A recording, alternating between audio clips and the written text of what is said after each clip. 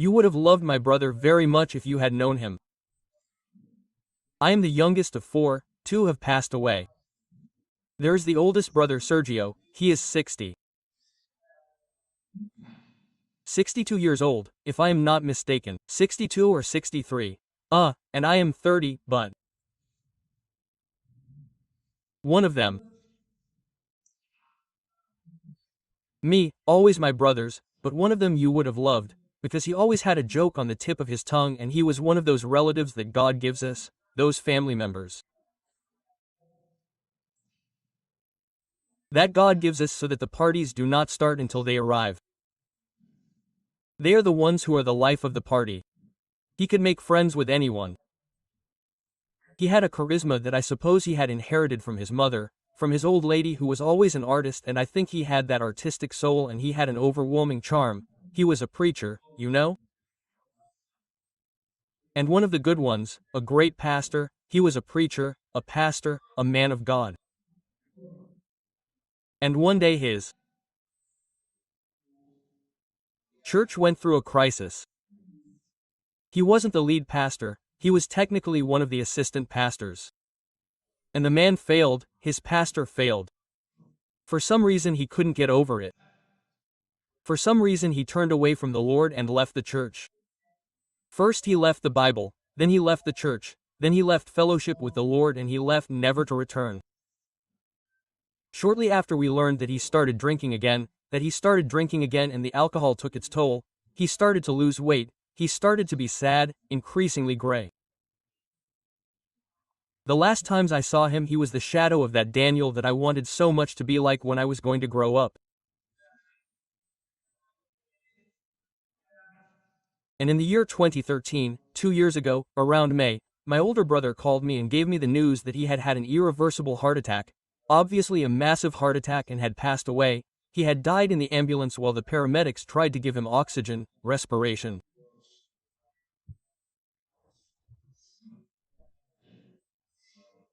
Daniel Marcelo Bell, I dedicated the most recent book to him, and I have tried to imagine my brother's final minutes traveling at high speed on a dark road in Buenos Aires, in an ambulance, at dawn with doctors giving him oxygen. And I will wonder forever, or I don't know if forever, but until I am there in eternity, I will ask him, I will wonder if he had those minutes that he claimed he was going to have. Because the whole family, the rest of us who are still Christians, would ask him, Daniel, what if you have an accident? What if you lose your life? You have preached, I don't have to tell you the message of salvation. And he would say, no, I know the truth and I know that I am doing things wrong. I know that I am outside of God, I know that my life is not right, but I am sure that God will give me a few last minutes to repent. And I would say to him, what if he doesn't give you those minutes? God will give them to me. Relax, Dante. What if he doesn't give it to you? No, God will give it to me. So imagine that the first thing I thought about was if he had those minutes before I died. I imagined Daniel with the last image he would take with him from his fleeting passage through this world, which was the roof of an ambulance and a few strangers on top of it trying to give him oxygen. And maybe your heart isn't giving its last beat, but today you arrived at this service with your last savings, the last solution, the last pinch of coffee, the last credit, the last opportunity, the last analysis. We always reach the last straw for something, the last ounce of patience. We are afraid of being sued, afraid of finishing last, afraid of losing our savings. That lump on our chest or on our forearm causes us a certain concern. We don't like that mole at all. That guy who moved in down the block doesn't give us peace of mind. And then we start to be afraid and we say, what if I run out of the last thing I have? We are filled with anxiety. Fear locks you up in a prison and you can never get out. That's what fear does. Fear never does anything except put you in a prison, and it doesn't let you get out or be happy or free. Now, imagine a day, just one day, a day without fear, without fear of failure, without fear of rejection, without fear of tragedy. Imagine a day without thinking that something will happen to your children, that you won't have money, that you won't have food tomorrow, that you will be able to pay the mortgages, a day without fear, without any fear. You say, wow, I've never thought about it that way. I think I would be very happy. Quote, and that's why the Lord asked, why are you afraid? Why are you afraid? Why are you afraid? Quote. He asks the question to the boys who are soaking wet in the middle of a storm. Asking them why they are afraid in the middle of a raging storm is like one swimmer asking another, why are you wet? Because it makes sense that they would be afraid. We are supposed to be in a storm. Are we supposed to be afraid? The men hear the question and are very serious. The cruise has just turned into a terrifying nightmare. And this is how one of them remembers the trip. He says, then the teacher Jesus got into the boat, and his disciples followed him. Suddenly a violent storm arose on the sea so that the waves were swamping the boat. Quote. Matthew chapter 8 verse 23. Listen to this detail, please don't miss it. Suddenly a great storm arose on the sea. Not all storms come suddenly. In the prairie, the farmers see the clouds changing and say, I think it's going to rain. Those who know about storms say, my mother used to say, my hip hurts, it's going to rain. I never knew how the hip was connected to the weather, but the old lady never failed, she had a barometer. She would say, my hip hurts, it's going to rain. We never used the weather service. People would come and say, Nellie, does your hip hurt? Yes, when will it be tomorrow? And the storm was coming. However, the apostle says, no, this storm suddenly sprang up like a lion from the grass, crouching. And Peter and John struggle. They are fishermen and their trade makes them try to keep the sail as low as possible. Matthew is a tax collector. Matthew works in the tax area. He knows as much about sails, ships and storms as I do, about Japanese, Mandarin, English. So,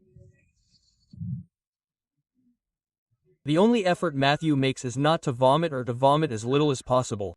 The Bible does not say that he vomited. And he would have preferred to tell the story this way, saying, and Jesus got into the boat and then a rainbow appeared and they saw a flock of doves in the formation of a cross. Quote. That would have been a poetic story of the Lord. However, it says, the Lord gets into the boat and a storm arose so violent that the waves swamped the boat with the Lord in it. This teaches me a lesson, folks. Getting into the boat with Christ may mean that you have to get wet with him. And not learning or not understanding this principle or this basic concept will cause us a lot of heartache. I come from a church where we were taught that if your life starts to have storms, it is because you have turned away from the Lord. For example, you would come into church, my mother would come in with a sore hip, and all she was doing good for the community because she was doing weather service for the neighborhood. And she would say, my hip hurts. The pastor would say, she's not right with the Lord. She must be doing something wrong, otherwise she wouldn't have to be sick. And Jesus' followers get malaria, they bury their children, they struggle with addictions, they face fears. It's not the lack of storms that sets them apart, but rather that Jesus is in the midst of those storms. It's not that they won't have storms, because when we hear that a missionary was executed or that one of their children was lost or that a Christian had an accident, oh, how God, but that's what I don't understand about God and I serve the Lord. The Bible doesn't say that we will be exempt from storms, but it does promise that nothing can happen to us if He is in the storm. You say, but how can nothing bad happen to me if bad things happen to you? But the Lord says again, I want you to understand this. Maybe the storm is terrible. Maybe the cloud gets so black that it says, I'm going to die. But nothing will get out of my hands or my plans, because I am in control and I am the one who invites. Do you believe it? Yes or no? Now, Mark adds some very curious details. He says Jesus was in the stern sleeping on a pillow. The pillow is not a soft cushion, it is not a small pillow, it is a leather bag full of flour that is used to stabilize the boat, which is still used by fishermen in the Mediterranean. So he was sleeping there with his head, and this nap worries his disciples, and they say to him, this is what they say to him, Master, do you not see that we are perishing? Quote, in another version it says, do you not care that we are dying? Dante's version speaks today, do you care a damn that we are going to drown? Do you not care? To me it sounds like those rebukes of some women who say, see, you never change. As if they had a background to say that. Do you see the same dirty man? Do you see the same starving man? It's like you don't care, like saying, this is the third or fourth time we've hooked you, that you don't care. You don't care. Quote, that's what fear does.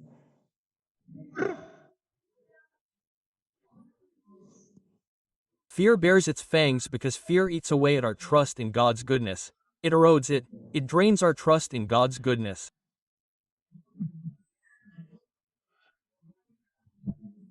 We become filled with fear and lose control. And losing control is what scares us the most when we don't have control over things. Mom, in addition to being a mother, wife, daughter, and grandmother, was the controller of everyone's life. She could control everything, everything in her universe, which was the roof over the house where I lived, was under her control. What was going to be eaten, the underwear was not changed unless Mom ordered it. There was no bathing there when someone wanted to bathe unless Mom gave the order. And Dad understood that since he married Mom. That's why Dad coined the phrase, I don't know, ask your mother. That was the phrase. Dad declared himself incompetent in the case since he married the old lady. He said, the old lady decides. I approve, I disapprove. It didn't matter what the old man said anyway, because the old lady had the last word. Fidel Castro had spoken in Cuba when Mom was talking. That was Mom. A person like that can drive a car, a nuclear submarine, and pilot a plane, a bomber, but never have her as a co-pilot because it makes you sick. Even if you're a Tibetan monk, it makes you sick. Mom would have a chat with me, with my brother. She would tell him, watch out, old man, turn, old man, put on the turn signal, click, the beacon, please. Watch out for the stop, brake over there. Turn around, turn, this way, no, not this way. And Dad never needed a GPS. Mom, she would tell him, turn right to the left, 3 blocks, my hip hurts, it's going to rain all over. Mom was a control freak. A control freak. So Dad had gotten used to her driving and doing everything and turning and talking about everything. She wanted to control everything. One day she grabbed the old man's steering wheel. The only time my dad got angry, he said, here, don't touch my steering wheel. My dad never defended me like that when someone touched his steering wheel. Quote, that's as far as the old lady went, because Mom knew she couldn't stretch the rubber band too much either. That's as far as she went, she said, hey, never touch the steering wheel again. But he also managed it like this through telepathy. And he would bend. Mom would never have been able to get on a plane because on a plane, although it is the safest means of transportation, we have no control over anything. We stay there, we fasten our seatbelts, there is no control over anything. You go like this, you go like this, you go like this, and you can't see the pilot. Mom, what would I have done? My mom, look, I don't think even Alcida would have achieved what she achieved. If Mom was on that plane, Mom would have had control over everything. When we lose control, we become filled with fear, we lose control of our health, we lose control of our finances. As long as we have a little bit of control, faith is not what it is. People say, no, I know that God is going to heal me. Besides, the doctor told me that with this medicine, with this chemo, I am going to be healed. I know that God is with me because the accountant told me that not all is lost, that he can still fix the paperwork.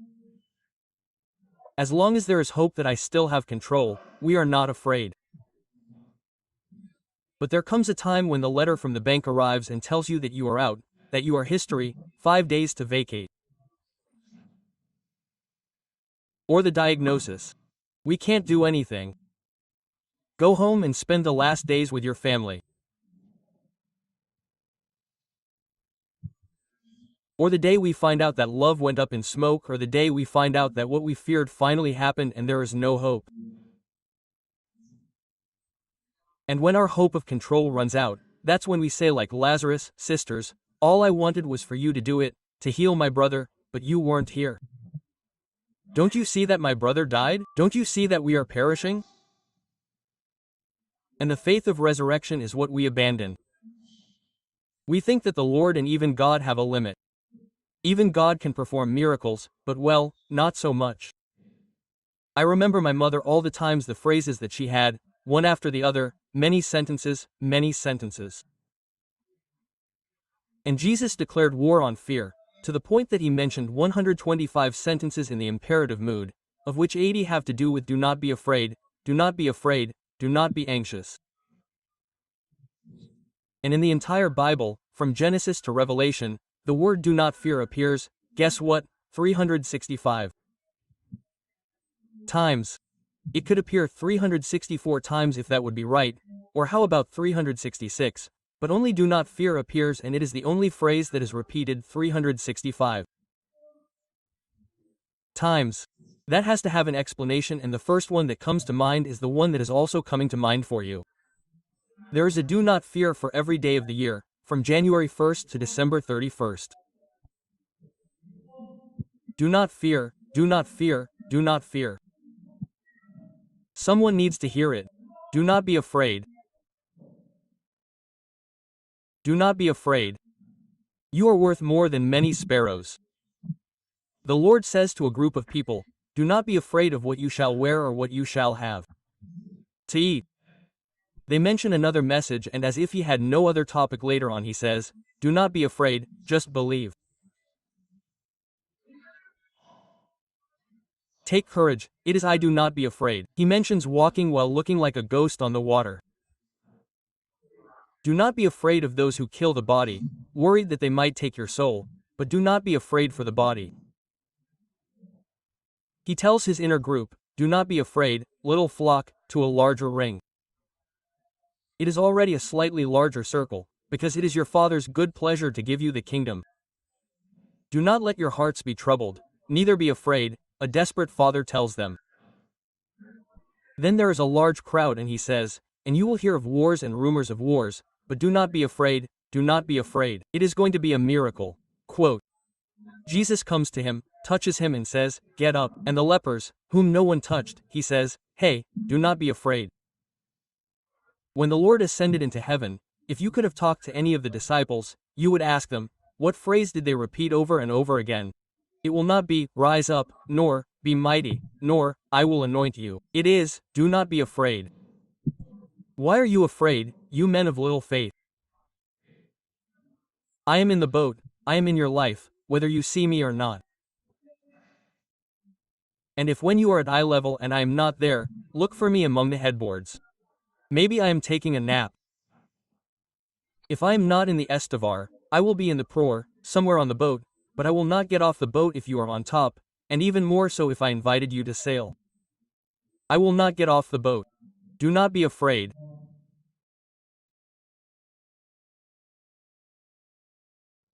Ah. When I was little,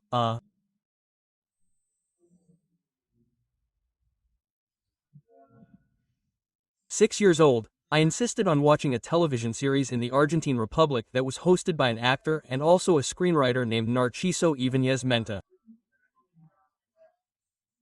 You can look him up, Google him. Narciso Ibáñez Menta. It was not so much the TV series he produced in Argentina, but the way he presented them. He appeared with a candle in his hand, wearing a black cape, he had a pointed beard, skinny, skeletal, and he said, I'm going to tell you a story that will make your hair stand on end.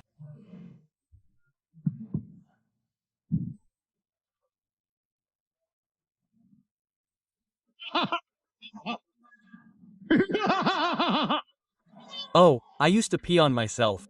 I was never surprised by that series, by that one. Oh, I used to pee in my pants. What we're going to see now is the return. That's what he said, the return of the monster. There was a remake of that Return of the Monster called The Black Octopus, which was about a serial killer who killed people, leaving a black octopus on their corpse as a personal mark.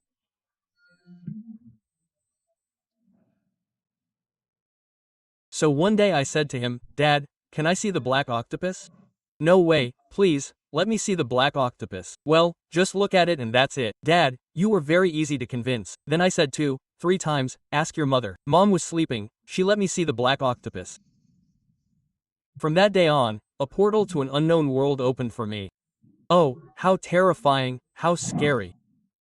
The black octopus ended up and my whole house was full of black octopuses. But that wasn't the worst of it, it was the next night, and the next, and the ones that followed, and the ones that would come, because back then I drank milk at night, a small glass of milk, and sometimes I forgot to drink the milk and I had to go to the living room, to the kitchen, to open the refrigerator for the milk, but I was sure that the black octopus lived between the bedroom and the refrigerator, so I would go to my father's room and say, "Dad, Dad, I want milk." I would grab the refrigerator. No, the black octopus wasn't there. My father would muster up superhuman courage. That man would escort me through the valley of the shadow of death.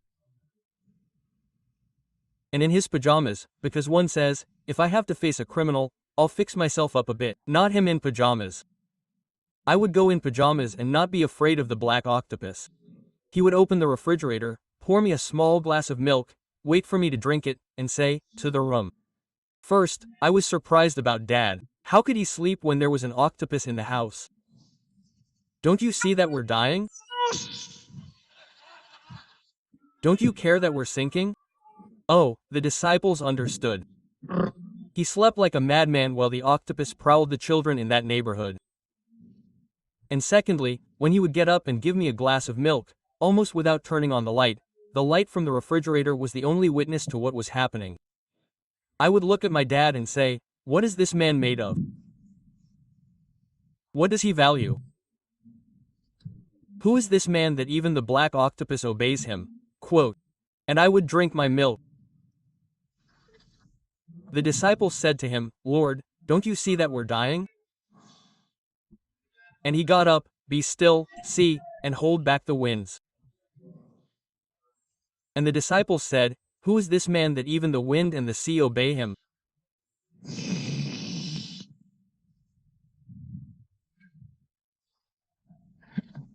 Did you understand? The Lord sees your storm, your crisis, just like my dad, the black octopus. You don't have to be afraid. He stood up, rebuked the winds and the sea, and said to them, "Be still." And they said, "Wow, what is this man made of?" My dear ones, that God,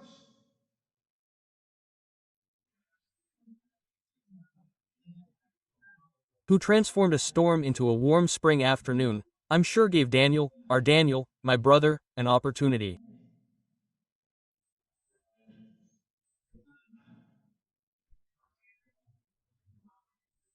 I'm sure the last thing he saw was the roof of the ambulance, but the next thing he saw immediately was the arm of the Lord rescuing him. Why do I know this? Because it doesn't matter how long a storm lasts if the Lord is there. And my own brother said, "I know what I've believed. I know I'm doing things wrong, but I know the truth." My other older brother, Sergio, called me a few months ago and said, "Dante, I'm not a mystic, I don't have dreams, but I dreamed of Daniel or I saw him and I had a vision of him." He said, he came through the door of the house and he wasn't skinny like he was when he died. He looked like he had when he was in his 20s, with those white teeth still there, and he was dressed in matching white with a captain's hat, like someone who was going to sail on a placid sailboat in the Caribbean Sea.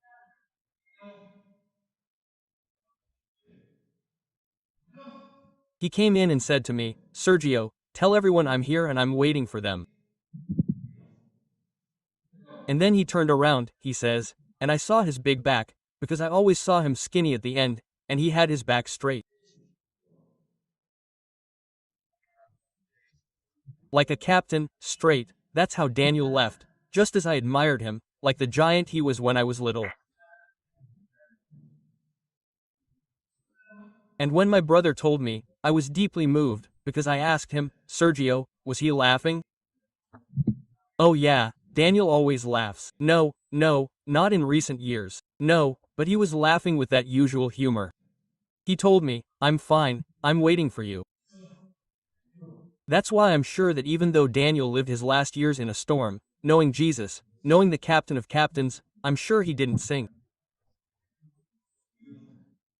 I'm sure that at the last minute there in the ambulance he said to him, "Why are you afraid, Daniel?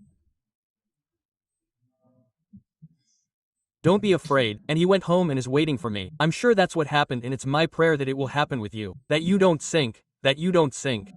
Even though the storm has spread for years, even though the metastasis advances, even though the cancer is there, you're not going to sink. I give you my word of honor, that at the last minute the captain wakes up and says to you, "Don't be afraid, Daniel."